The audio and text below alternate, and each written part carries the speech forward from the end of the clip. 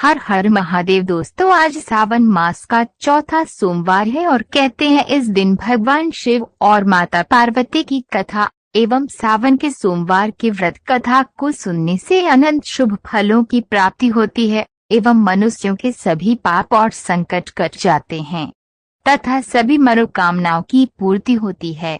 तो आज मैं आपको सुना रही हूँ भगवान शिव और माता पार्वती की बड़ी ही दुर्लभ कथा। तो इस कथा को पूरी श्रद्धा और प्रसन्नचित मन से पूरा अवश्य सुनिएगा। आधी अधूरी कथा को सुनने से पूर्ण फल प्राप्त नहीं होता है।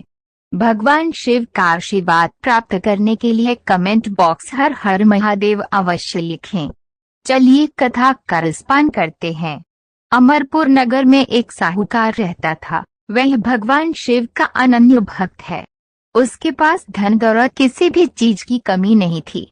तब भी वह उदास रहा करता था क्योंकि उसकी कोई संतान नहीं थी और संतान प्राप्ति की कामना के लिए वह रोज भगवान शिव के मंदिर में जाकर दीपक जलाता था।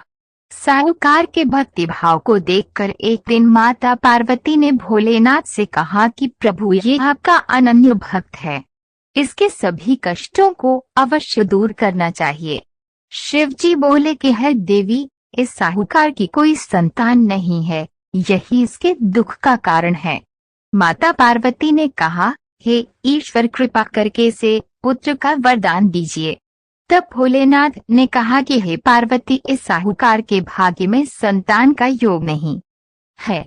अगर इसे पुत्र प्राप्ति का वरदान मिल भी गया तो वह केवल 12 वर्ष तक ही जीवित रहेगा।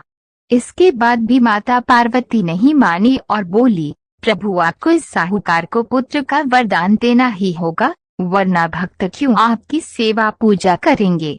माता के बार बार कहने से भोलेनाथ ने साहूकार को पुत्र का वरदान दिया, लेकिन ये भी कहा कि ये पुत्र केवल 12 वर्ष तक ही जीवित रहेगा।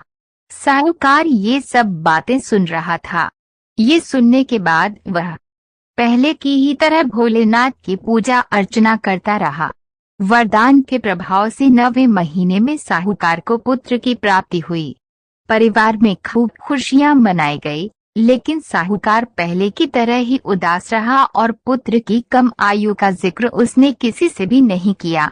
जब पुत्र 11 वर्ष का हुआ तो एक दिन साहूकार की पत्नी ने पुत्र के विवाह के लिए कहा। तब साहूकार ने कहा कि पुत्र अभी पढ़ने के लिए काशी जाएगा।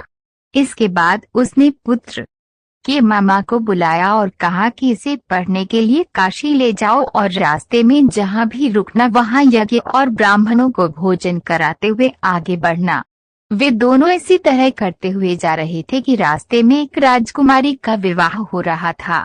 जिससे राजकुमारी का विवाह होना था वह एकांत से काना था। उसके पिता ने जब अति सुंदर साहूकार के बेटे को देखा तो उसने सोचा कि क्यों न इसे ही दुल्हा बनाकर शादी के सारे कार्य संपन्न करा लिया जाए। इसके लिए राजा ने मामा को बहुत सारा धन दिया। तब मामा बालक को दुल्हा बनाने के लिए मान गया।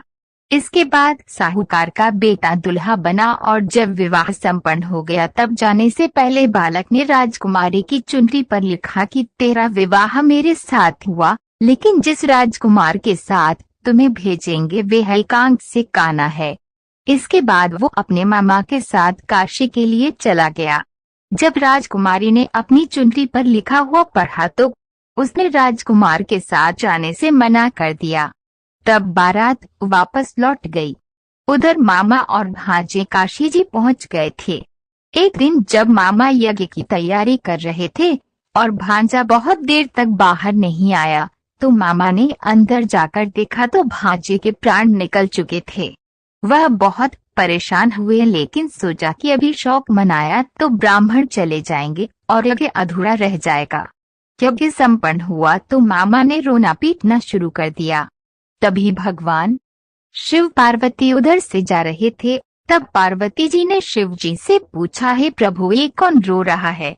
तब उन्हें पता चला कि ये तो वही साहूकार का पुत्र हैं। तब पार्वती जी ने कहा, हे प्रभु, इसे जीवित कर दें, नहीं तो रोते रोते इसके माता पिता के प्राण निकल जाएंगे। तब भोलेनाथ ने माता पार्वती से कहा कि इसकी आयु इतनी ही थी, लेकिन माँ के बार बार आग्रह करने पर भोलेनाथ ने उसे जीवित कर दिया। तब लड़का ओम नमः शिवाय का जाप करते हुए जी उठा। मामा भांजे दोनों ने ईश्वर को धन्यवाद दिया और अपने नगर को लौटे। रास्ते में वही नगर पड़ा, वहां राजकुमारी ने उन्हें पहचान लिया। तब राजा ने राजकुमारी को साहूकार के बेटे के साथ बहुत सारा धन देकर विदा किया। उधर साहूकार और उसकी पत्नी छत पर ये प्रण लेकर बैठे थे कि यदि उनका पुत्र सकुशल न लौटा तो वह छत से कूदकर अपने प्राण त्याग देंगे। तभी लड़के के मामा ने आकर साहूकार के बेटे और बहू के आने का समाचार सुनाया, लेकिन वे नहीं माने। तब मामा ने शपथ पूर्वक कहा। तब दोनों को यकीन हो गया और दोनों ने अपने बेटे बहू का स्वागत किया। उसी रात साहूकार को स्वप्न में शिवजी ने दर्शन देकर कहा कि तुम्हारे पूजन से मैं प्रसन्न हुआ, इसलिए तुम्हारे पुत्र को जीवनदान दिया। मान्यता है कि जो भी इस कथा को पढ़ेगा या सुनेगा उसके समस्त दुख दूर हो जाएंगे और उनकी सभी मनोकामनाएं